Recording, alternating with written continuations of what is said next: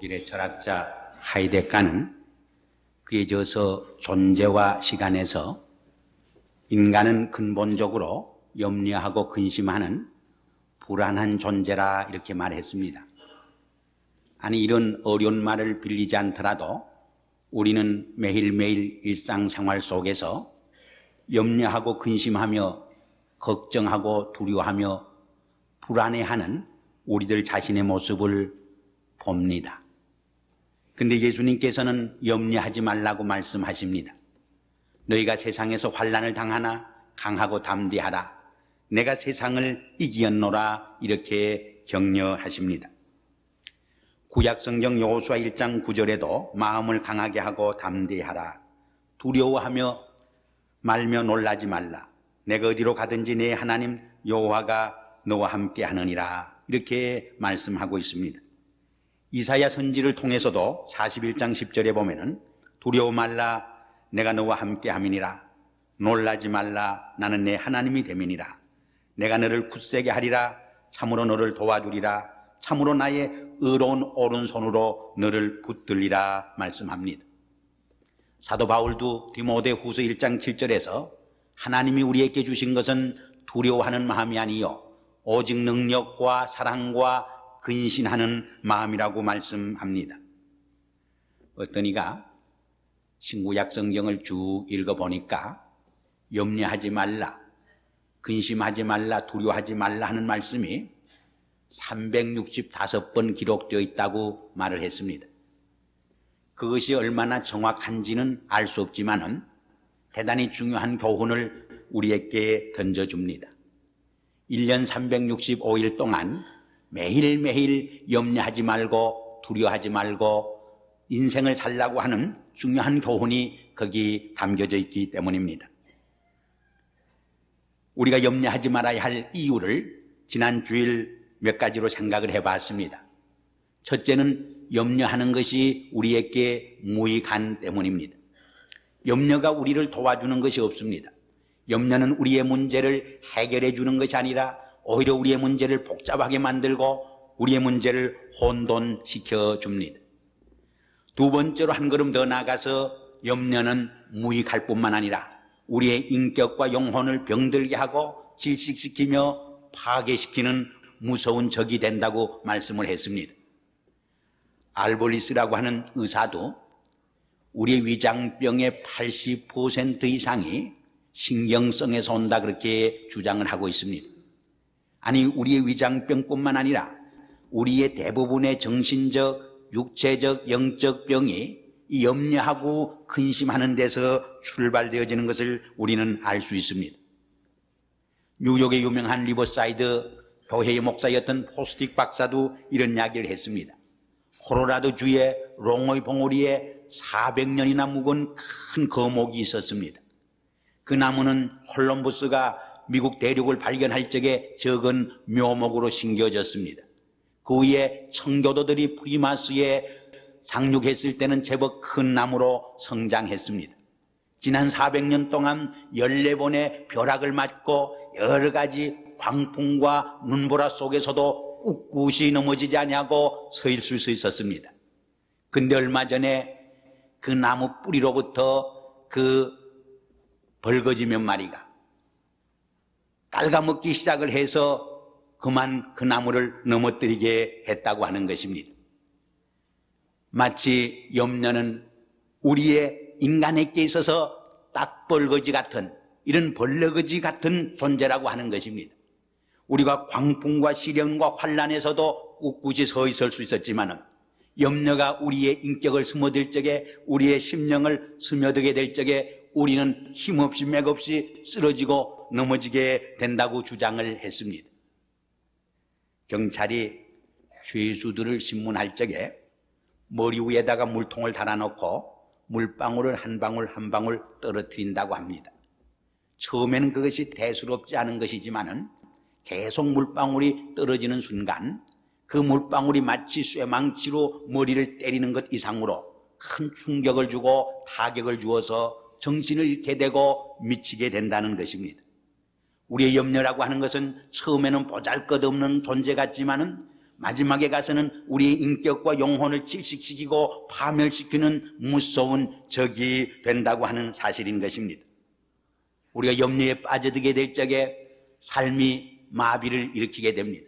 완전히 기능 마비를 불러일으키게 됩니다. 그래서 우리는 삶의 용기도 상실하게 되고 삶의 지혜도 잃어버리게 되고 또한 모든 사물을 건전하게 판단할 수 있는 지식도 마비되는 것입니다. 저쪽 끝에 새 가능성의 창문이 열려있는 것을 바라보지 못하게 합니다. 우리의 눈을 멀게 하는 것입니다. 항상 불가능성에 사로잡히게 하고 언제나 부정적인 사고에 붙들려서 우리의 삶을 파괴시키는 모습을 우리는 볼 수 있습니다.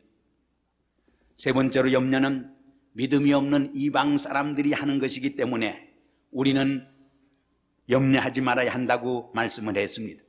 신앙과 염려는 반비례한다고 했습니다.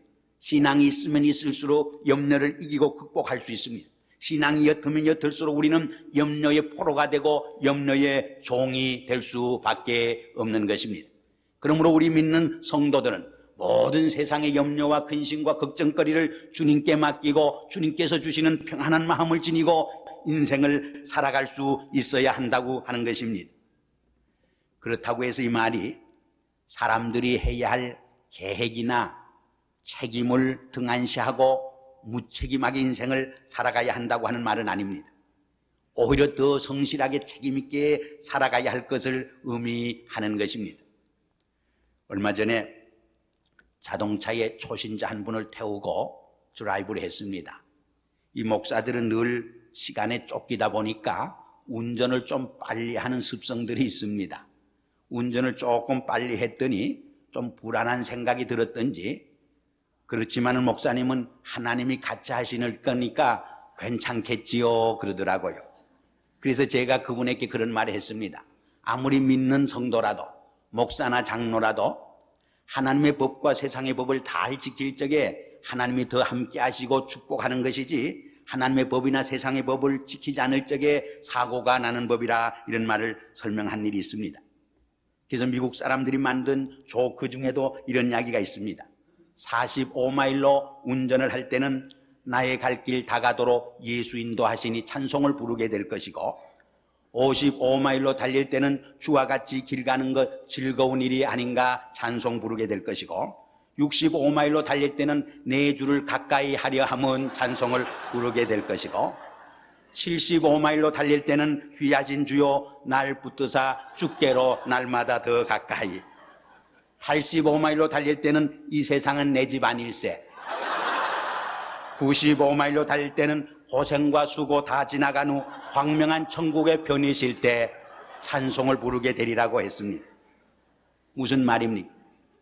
아무리 하나님이 함께 하지만은 우리 믿는 성도들도 우리의 책임과 사명을 다할 때 하나님이 축복하시고 지켜주신다고 하는 말입니다. 그러므로 예수님께서도 내일 일은 내일 염려할 것이요 한날의 괴로움은 그날의 족하니라. 하루하루를 성실히 충만하게 인생을 살아야 할 것을 우리에게 가르쳐 주신 것입니다. 그런데 오늘 본문 말씀을 읽어보면은 우리가 염려를 이기고 염려를 극복하고 염려를 해결하기 위해서 보다 적극적이고 구체적인 비결을 우리에게 설명을 해주고 있습니다. 그것이 무엇입니까? 6절 이하에 보면은 이렇게 말씀합니다. 아무것도 염려하지 말고 오직 모든 일에 기도와 간구로 너희 구할 것을 감사함으로 하나님께 아뢰라. 그리하면 모든 지각에 뛰어난 하나님의 평강이 그리스도 예수 안에서 너희 마음과 생각을 지키시리라. 우리가 염려를 내몰고 근심을 이기고 염려와 근심에서 해방되는 비결이 무엇이냐? 우리의 마음과 생각을 염려로 사로잡히게 하는 것이 아니라 모든 지각에 뛰어난 하나님의 평강으로 우리의 마음과 생각을 지키게 하는 비결이라고 말씀을 해주고 있습니다. 결국 우리의 마음은 세상의 염려와 근심이 지배하게 될 것이냐 하나님의 평강이 지배할 것이냐 그 둘 중에 하나뿐인 것입니다. 하나님의 평강으로 우리의 마음을 채우지 못하게 될 적에 세상의 근심과 염려로 우리의 마음은 사로잡힐 수밖에 없는 것입니다. 우리의 마음과 생각을 무엇으로 채우고 무엇으로 지키느냐가 가장 중요한 열쇠가 되어지는 것입니다. 왜냐하면 우리의 삶은 우리의 마음과 생각에 의해서 결정되어지기 때문입니다. 우리의 마음과 생각은 우리의 인격과 삶과 행동의 원천이 되고 원동력이 되어지는 때문입니다. 목사가 불교의 이야기를 해서 좀 안 어울립니다마는 우리 한국의 유명한 원효대사라고 하는 분이 있었습니다. 그분은 당나라의 진리를 탐구하기 위해서 길을 떠났습니다. 그런데 하루 저녁에 길을 잃고 몹시 방황을 하다가 어느 초막집에 들어가서 한잠 잤습니다. 밤을 새웠습니다. 그런데 자다가 너무 목이 마르고 갈증이 나서 손을 더듬거려서 바가지에 있는 물을 마셨습니다. 얼마나 꿀맛인지 시원했습니다. 그런데 밤을 자고 새벽에 깨어보니까 자기가 잔 곳은 공동묘지입니다. 그리고 어젯밤에 마신 물은 해골에 있는 물이었습니다. 그것을 깨달은 순간 어제 저녁에 그렇게 꿀처럼 달았던 물이 얼마나 구토증을 불러일으키고 쓴 물이 되었는지 모릅니다. 그는 조용히 생각했습니다. 꽃 같은 물이 어떻게 어젯밤에는 그렇게 꿀처럼 달았고 오늘 아침에 이렇게 쓴 구토증을 불러일으키게 되는가. 그때 그는 하나의 진리를 깨달았습니다. 그것은 물 자체에 있는 것이 아니라 내 마음과 내 생각 때문이라고 하는 것을 깨닫게 된 것입니다. 그래서 그는 진리를 거기에서 터득한 것입니다. 그래서 당나라로 가는 길을 포기하고 다시 한국으로 돌아와서 진리를 설파했다 하는 이야기가 있습니다. 우리 기독교에서도 마음의 중요성을 강조합니다. 결국 우리의 마음과 생각이 우리의 인격과 생활을 좌우하는 원천이 되어지는 것입니다. 우리의 마음과 생각을 무엇으로 채우느냐, 세상의 염려와 근심으로 채우느냐, 하나님의 평강으로 채우느냐에 따라서 우리의 삶은 결정지어지는 때문입니다. 근데 여기 보면은 하나님의 평강을 설명하는 말씀 가운데서 하나님의 평강을 이렇게 설명을 합니다. 모든 지각에 뛰어난 하나님의 평강이라고 설명을 합니다. 영어 성경에는 beyond human understanding, 모든 인간의 지식과 이해를 초월하는 놀라운 하나님의 평강이라고 하는 뜻입니다. 이 세상이 갖다주는 평강은 일시적입니다. 순간적입니다. 잠시 있다가 없어지는 평화에 불과합니다. 이라크의 전쟁이 끝난 줄 알았는데 여전히 거기에 참된 평화는 깃들지 못하는 것을 봅니다. 여전히 내전과 불안과 근심이 그 땅을 지배하고 있는 모습을 봅니다. 이것이 세상이 갖다주는 평화입니다. 이것이 인간들이 갖다주는 평화입니다. 그러나 하나님이 갖다주는 평화는 영원한 평화요 참된 평화가 되는 것입니다. 그래서 예수님도 요한복음 14장 27절에서 말씀하셨습니다. 평안을 너희에게 끼치노니 곧 나의 평안을 너희에게 주노라. 내가 너희에게 주는 평안은 세상이 주는 평안과 같지 아니하느니라. 그러므로 너희는 마음의 근심도 말고 두려워도 말라고 하셨습니다. 세상이 주는 평안은 세상이 빼앗아갑니다. 그러나 세상이 주지 않은 하나님의 평안은 세상이 빼앗아갈 수 없는 평화입니다. 세상이 준 것은 세상이 좌우하지만은 세상이 주지 못한 것은 세상이 빼앗아갈 수 없기 때문입니다. 오직 하나님만이 주관하시는 참된 평안이 되는 때문인 것입니다. 그런데 이러한 모든 지각에 뛰어난 하나님의 평강으로 우리 마음을 채우기 위해서 우리가 무엇을 해야 할 것인가? 그 비결을 사도 바울은 오늘 본문에서 몇 가지로 설명해 줍니다. 첫째가 4장 4절에 기록된 말씀입니다. 주 안에서 항상 기뻐하라. 내가 다시 말하노니 기뻐하라는 말씀입니다. 잠언 17장 22절에도 마음의 즐거움은 양약이라도 심령의 근심은 뼈를 마르게 하느니라 했습니다. 여러분, 보약이 따로 있는 것이 아닙니다. 마음의 즐거움이 우리의 영혼의 건강과 육신의 건강을 채워주는, 이끌어주는 보약이 됩니다. 늘 우리가 주 안에서 항상 기뻐하고 즐거워할 적에 영육간에 건강하게 됩니다. 혈액순환이 잘 되어서 건강하게 되는 것입니다. 어떤 이가 말하기를 하루에 3번씩만 정말 기쁘게 웃으면은 약이 필요 없고 의사가 필요 없다 그랬습니다. 하긴 의사가 필요 없어도 의사님들이 큰일 나지만은 그만큼 우리의 내적 웃음, 내적 기쁨은 우리에게 건강을 약속해 준다는 말입니다.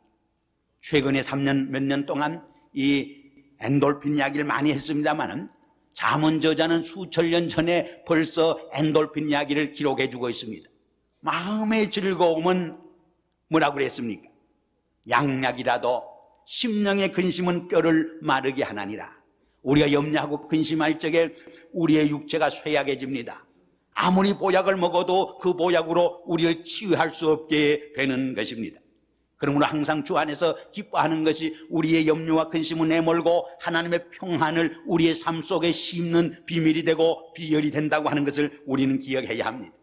그러나 세상의 참된 기쁨과 즐거움이 어디에 있습니까? 세상이 주는 기쁨은 순간적입니다. 기쁨 같지만은 실은 슬픔에 불과한 것입니다. 그래서 오늘 본문에 보면은 주 안에서 항상 기뻐하라고 했습니다. 예수 그리스도 안에만 참된 기쁨이 있다고 하는 말입니다. 예수 그리스도의 십자가가 주는 기쁨만이 참된 영원한 구속의 기쁨이요, 예수 그리스도의 부활을 통해서 주시는 기쁨만이 영원한 소망이 되는 참된 기쁨이요, 즐거움이요, 웃음이 된다고 하는 뜻인 것입니다. 두 번째로 5절에 보니까 너희 관용을 모든 사람에게 알게 하라고 했습니다. 주 안에서 항상 기뻐하는 것이 나와 나 자신의 관계라고 하면은 우리의 관용을 이웃에게 알게 하는 것은 나와 이웃과의 관계성을 의미합니다. 우리의 내적 삶에 균형이 깨어지고 부조자가 찾아와도, 갈등이 찾아와도 염려와 근심이 찾아오고 하나님의 평강이 사라지지만 우리의 이웃과의 외적 관계 속에서도 갈등이 생기게 되면 우리의 삶 속에 염려와 근심이 깃들게 되고 우리의 삶 속에 하나님의 평강이 사라지게 되는 것을 우리는 볼 수 있습니다. 우리 인간은 홀로 살아가는 존재가 아니라 인간 관계 속에 살아가는 관계적인 존재입니다. 그러므로 다른 사람과의 올바른 관계성 속에서, 사랑의 관계성 속에서 우리는 염려와 근심을 이기고 하나님의 주시는 참된 평안을 맛볼 수 있음을 우리는 기억을 해야 합니다. 세 번째로 6절에 보면은 아무것도 염려하지 말고 오직 모든 일에 기도와 간구로 너희 구할 것을 감사함으로 하나님께 아뢰라고 했습니다. 이것은 하나님과 나와의 관계성을 말합니다. 4절 말씀이 나와의 관계성을 의미하면 5절 말씀은 나와 이웃과의 관계성을 의미하는 것이고 이 마지막 6절 말씀은 나와 하나님과의 관계성을 의미합니다. 참된 평화, 하나님의 평화는 어떤 사람에게 깃드느냐? 하나님과의 믿음의 기도, 영적인 교제를 늘 게을르지않게 하는 성도들의 삶 속에 찾아온다는 이야기입니다. 그래서 빈센트는 평화는 신앙적 기도의 열매라고 주장을 했습니다. 믿음의 기도가 있는 곳에 하나님의 평화가 깃들게 된다는 말입니다. 세상의 염려와 근심이 사라지고 하나님의 샬롬이 주어지게 된다고 하는 말입니다. 바울도 로마서 14장 7절에서 하나님의 나라는 먹는 것과 마시는 것이 아니요 오직 성령 안에서 의와 평강이니라 했습니다. 하나님 나라는 다투는 삶에 있지 아니하고 화평의 삶에 있는 것입니다. 근데 그 화평은 어떤 사람에게 주어지느냐? 하나님과의 깊은 영적 사귐 속에 있는 사람에게 주어지는 하나님의 축복의 선물인 것입니다. 고린도후서 7장 10절에 보면 세상 근심은 사망을 이룬다고 했습니다. 그러나 하나님과의 깊은 영적 교제 속에 있는 사람에게는 그리스도 안에서의 내적 자유함을 체험합니다. 내적 평안함을 맛보게 됩니다. 아니, 이 땅에서 먼저 하나님 나라를 체험하며 살아갈 수 있게 되는 것입니다. 크리스찬은 홀로 있어도 외롭지 않습니다. 왜냐하면 하나님이 우리와 함께 하시기 때문입니다. 크리스찬은 홀로 있어도 염려할 것이 없습니다. 주님의 평강이 우리를 지켜주시기 때문입니다. 크리스찬은 홀로 있지만은 두렵지 않습니다. 왜냐하면 주님의 능력이 나와 함께 하시기 때문입니다. 특별히 하나님께 기도와 간구로 아뢰되 감사함으로 아뢰라고 말씀합니다. 케네디 목사는 감사가 없는 기도는 기도의 날개를 잘라버린 것과 같다고 말을 했습니다. 감사는 성숙한 크리스찬의 삶의 모습이요, 우리의 기도가 하나님 앞에 빨리 상달되게 하는 비결이 된다고 하는 의미입니다. 윌리엄 버클레이는 우리 크리스찬들이 어떠한 역경과 환경 속에서도 하나님 앞에 감사함으로 아뢰일 수 있는 비결은, 이유는 다음 세 가지 이유 때문이라고 말했습니다. 첫째로 우리는 반드시 우리의 유익만을 위해 구하시는 하나님의 사랑을 믿고 있기 때문입니다.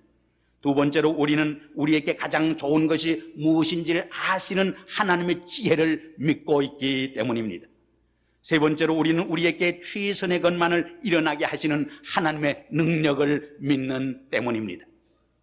그래서 사도 바울도 로마서 8장 28절에서 하나님을 사랑하는 자, 그 뜻대로 부르심을 입은 자에게는 모든 것이 협력하여 선을 이루나니라 말씀했습니다.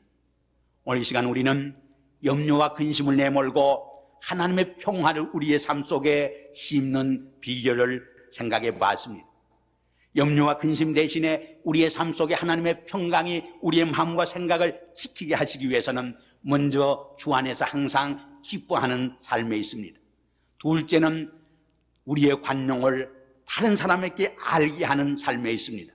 그리고 염려와 근심 대신에 하나님의 평강이 우리의 마음과 생각을 지키도록 감사함으로 하나님께 아뢰는 영적 교제의 삶 속에 있음을 여기에서 말씀하고 있습니다.